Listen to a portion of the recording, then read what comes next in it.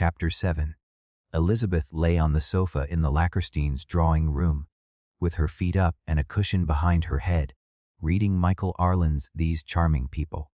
In a general way, Michael Arlen was her favorite author, but she was inclined to prefer William J. Locke when she wanted something serious.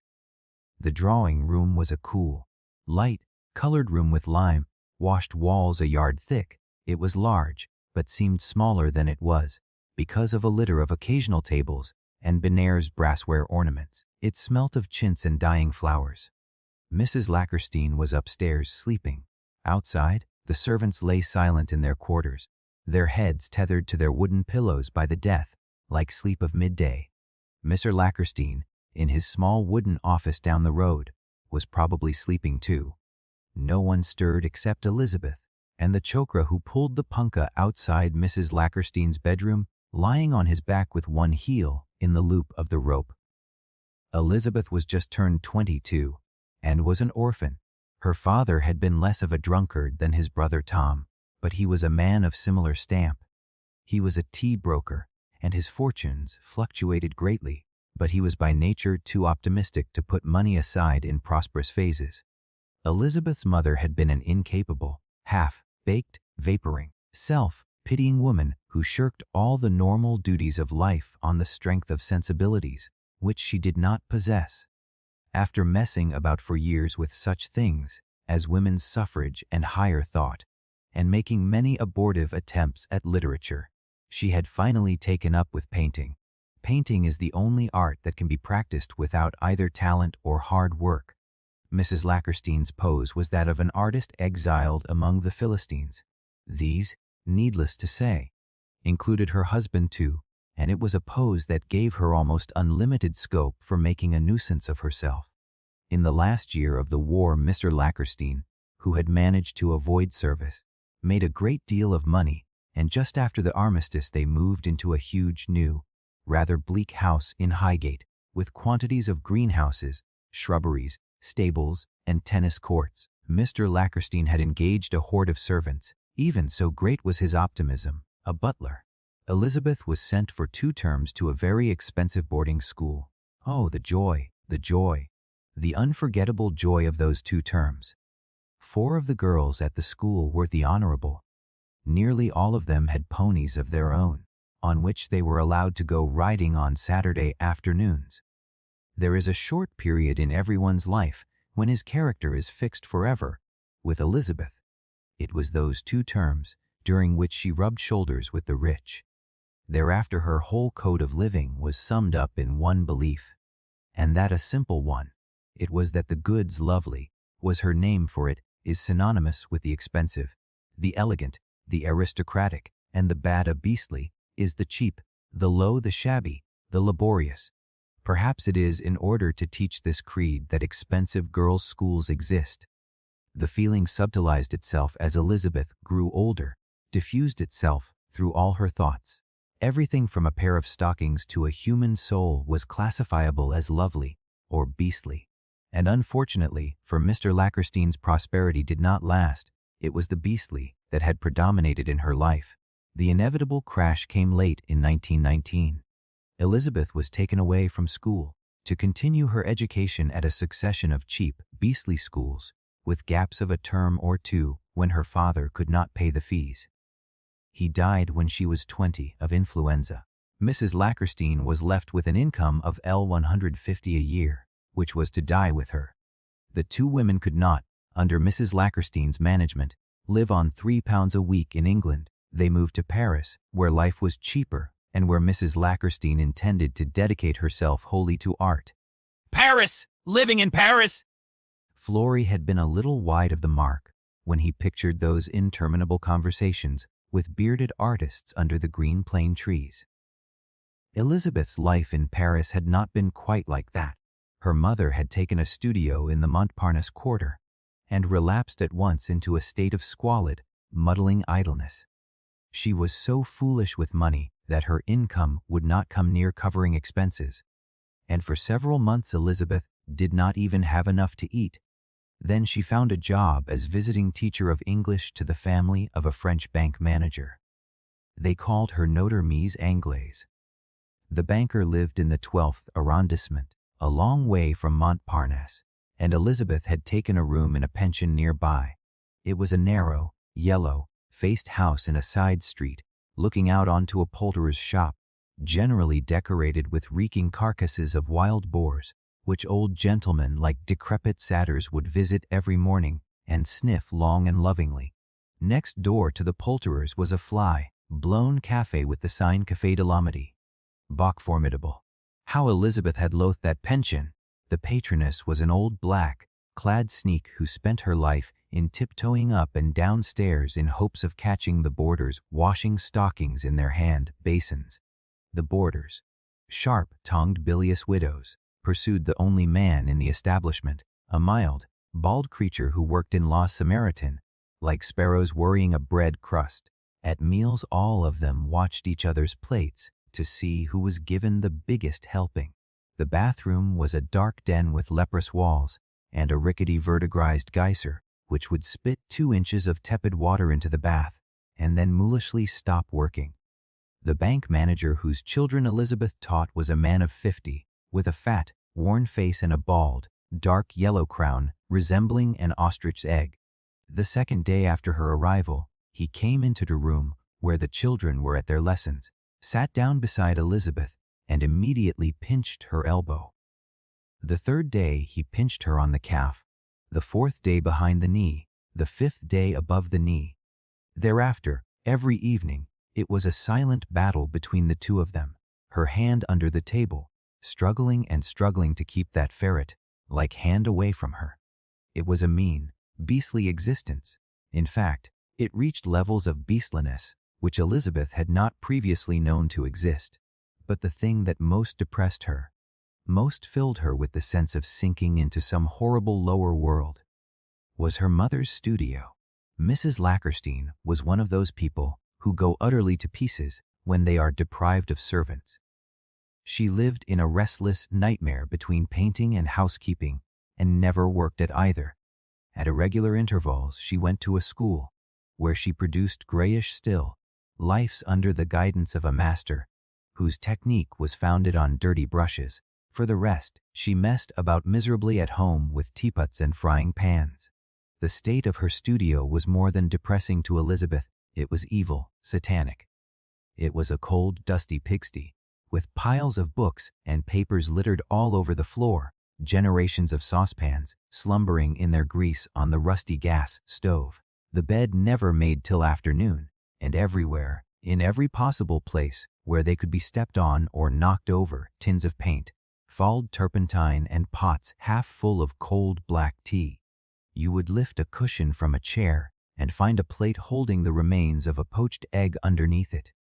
As soon as Elizabeth entered the door, she would burst out, "Oh, mother, mother dearest, how can you? Look at the state of this room. It is so terrible to live like this." The room, dearest. "What's the matter? Is it untiddy?" "Mother, need you leave that plate of porridge in the middle of your bed? And those saucepans? It does look so dreadful. Suppose anyone came in?" The rapt, other, wordly look which Mrs. Lackerstein assumed when anything like work presented itself would come into her eyes. "None of my friends would mind, dear. We are such bohemians, we artists. You don't understand how utterly wrapped up we all are in our painting. You haven't the artistic temperament. You see, dear, I must try and clean some of those saucepans. I just can't bear to think of you living like this. What have you done with the scrubbing brush?" The scrubbing brush. "Now, let me think. I know I saw it somewhere. Ah, yes! I used it yesterday to clean my palette, but it'll be all right if you give it a good wash in turpentine." Mrs. Lackerstein would sit down and continue smudging a sheet of sketching paper with a Conti crayon while Elizabeth worked. "How wonderful you are, dear. So practical. I can't think whom you inherit it from. Now with me, art is simply everything. I seem to feel it like a great sea surging up inside me. It swamps everything mean and petty out of existence. Yesterday I ate my lunch off Nash's magazine to save wasting time washing plates." "Such a good idea." "When you want a clean plate, you just tear off a sheet, etc., etc., etc." Elizabeth had no friends in Paris. Her mother's friends were women of the same stamp as herself, or elderly ineffectual bachelors, living on small incomes and practicing contemptible arts such as wood, engraving or painting on porcelain. For the rest, Elizabeth saw only foreigners, and she disliked all foreigners en bloc, or at least all foreign men, with their cheap-looking clothes and their revolting table manners. She had one great solace at this time. It was to go to the American Library in the Rue de l'Allicie and look at the illustrated papers. Sometimes on a Sunday or her free afternoon, she would sit there for hours at the big, shiny table, dreaming over the sketch, the tatter, the graphic, the sporting and dramatic. What joys were pictured there! Hounds meeting on the lawn of Charlton Hall, the lovely Warwickshire seat of Lord Boroughdean, the Hon. Mrs. Tyke Bulba in the park with her splendid Alsatian, Kublai Khan, which took second prize at Crufts this summer. Sunbathing at Cannes. Left to right Miss Barbara Pilbrick, Sir Edward Tuke, Lady Pamela Westrope, Captain Tuppy, Benacre, lovely, lovely, golden world. On 2 occasions the face of an old schoolfellow looked at Elizabeth from the page. It hurt her in her breast to see it. There they all were, her old schoolfellows, with their horses and their cars and their husbands in the cavalry, and here she, tied to that dreadful job, that dreadful pension. Her dreadful mother. Was it possible that there was no escape? Could she be doomed forever to this sordid meanness, with no hope of ever getting back to the decent world again? It was not unnatural, with the example of her mother before her eyes, that Elizabeth should have a healthy loathing of art. In fact, any excess of intellect, braininess was her word for it, tended to belong, in her eyes, to the beastly. Real people, she felt, decent people, people who shot grouse, went to Ascot, yakted at cows, were not brainy. They didn't go in for this nonsense of writing books and fooling with paintbrushes and all these highbrow ideas, socialism and all that. Highbrow was a bitter word in her vocabulary, and when it happened, as it did once or twice, that she met a veritable artist who was willing to work penniless all his life, rather than sell himself to a bank or an insurance company, she despised him far more than she despised the dabblers of her mother's circle. That a man should turn deliberately away from all that was good and decent, sacrifice himself for a futility that led nowhere, was shameful, degrading evil. She dreaded spinsterhood, but she would have endured it 1,000 lifetimes through rather than marry such a man. When Elizabeth had been nearly 2 years in Paris, her mother died, abruptly, of ptomaine poisoning. The wonder was that she had not died of it sooner. Elizabeth was left with rather less than £100 in the world. Her uncle and aunt cabled at once from Burma, asking her to come out and stay with them, and saying that a letter would follow.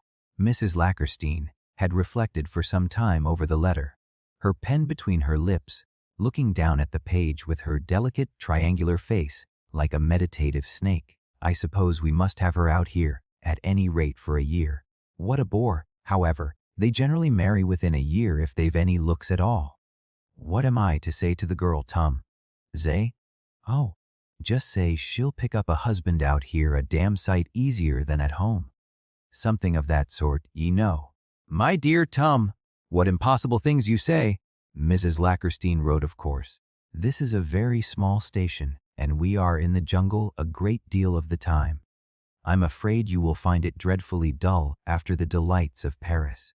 But really in some ways these small stations have their advantages for a young girl. She finds herself quite a queen in the local society. The unmarried men are so lonely that they appreciate a girl's society in a quite wonderful way, etc., etc. Elizabeth spent £30 on summer frocks and set sail immediately. The ship, heralded by rolling porpoises, plowed across the Mediterranean and down the canal into a sea of staring, enamel, like blue, then out into the green wastes of the Indian Ocean, where flocks of flying fish skimmed in terror from the approaching hull. At night the waters were phosphorescent, and the wash of the bow was like a moving arrowhead of green fire. Elizabeth loved the life on board ship. She loved the dancing on deck at nights, the cocktails which every man on board seemed anxious to buy for her, the deck games of which, However, she grew tired at about the same time as the other members of the younger set. It was nothing to her that her mother's death was only 2 months past. She had never cared greatly for her mother, and besides, the people here knew nothing of her affairs. It was so lovely after those 2 graceless years to breathe the air of wealth again. Not that most of the people here were rich, but on board ship everyone behaves as though he were rich. She was going to love India, she knew. She had formed quite a picture of India from the other passengers' conversation. She had even learned some of the more necessary Hindustani phrases, such as "Eater Rao," "Jaldi," "Sahiblog," etc. In anticipation, she tasted the agreeable atmosphere of clubs, with punkas flapping and barefooted white, turbaned boys reverently salaaming, and maidens where bronzed Englishmen with little clipped mustaches galloped to and fro, whacking polo balls. It was almost as nice as being really rich, the way people lived in India. They sailed into Colombo through green glassy waters, where turtles and black snakes floated basking. A fleet of sampans came racing out to meet the ship, propelled by coal, black men with lips stained redder than blood by Betelgeuse. They yelled and struggled round the gangway while the passengers descended.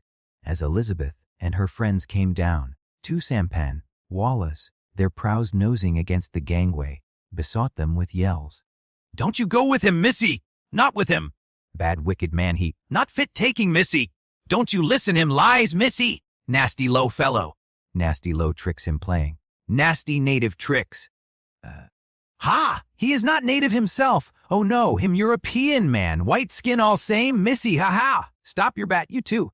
Or I'll fetch one of you a kick," said the husband of Elizabeth's friend. He was a planter. They stepped into one of the sampans and were rowed towards the sun-bright quays, and the successful sampan, Walla, turned and discharged at his rival a mouthful of spittle which he must have been saving up for a very long time. This was the Orient. Scents of cocoa, nut oil and sandalwood, cinnamon and turmeric floated across the water on the hot, swimming air.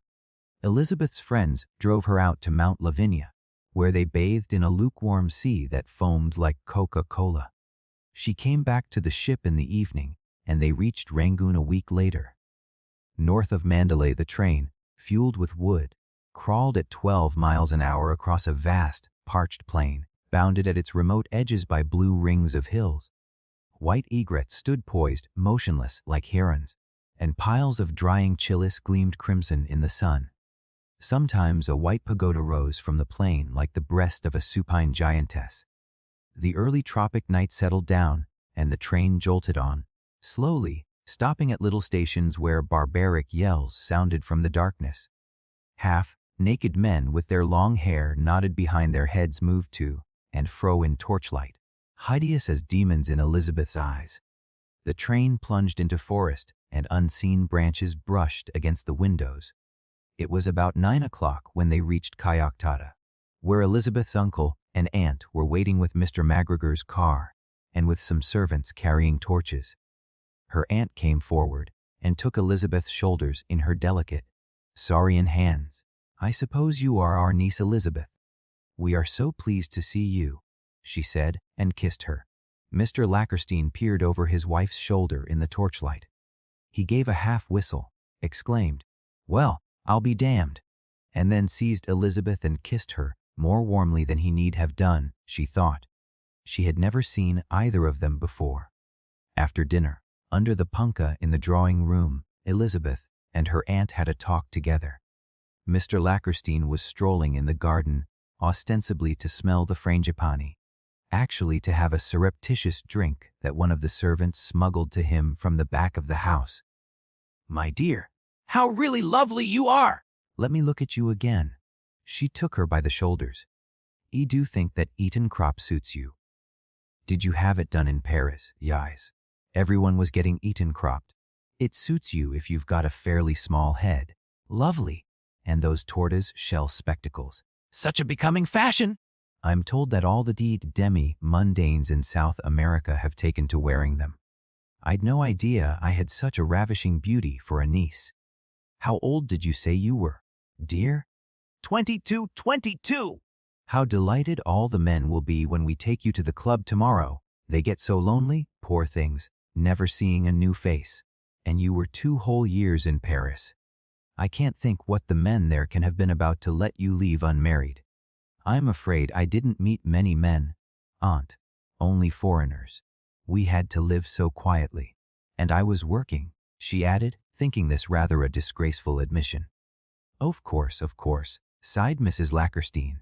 On here's the same thing on every side, lovely girls having to work for their living. It is such a shame!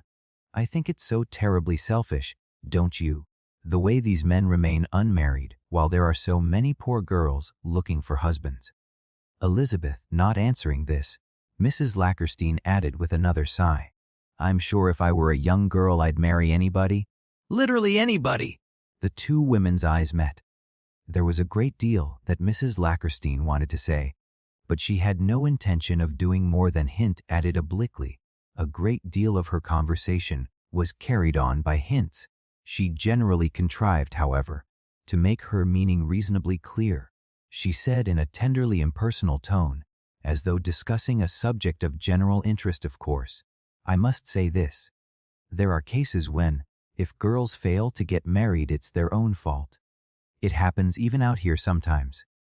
Only a short time ago, I remember a case a girl came out and stayed a whole year with her brother, and she had offers from all kinds of men, policemen, forest officers, men in timber firms with quite good prospects.